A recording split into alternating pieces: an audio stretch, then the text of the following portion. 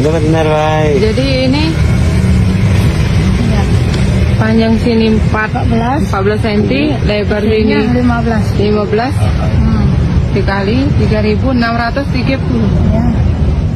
Satpol PP akui kendala memproses tukang tato BKB. Satpol PP Kota Palembang mengakui masih menghadapi kendala dalam memproses praktik tukang tato di kawasan wisata Benteng Kuto Besak.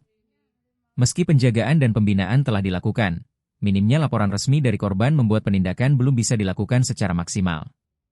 Sudah kami lakukan kurang lebih 2 kali, ya kan? Pimpinan langsung turun kadang tuh. Nah, tapi itulah terkendala regulasi. Regulasi apa? Karena kami sifatnya penegak perda, cuma aturannya tipiring. Ya kan, kalau kami melakukan pembinaan itu lebih dari 1 kali 24 jam, nah bahaya bagi kami. Ya kan? Itu maksud kami. Kami tidak bisa nahan uang lebih dari 1 kali 24 jam. Nah, kadang sudah kami serahkan ke Polrestabes, tapi mentalnya tidak katik laporan.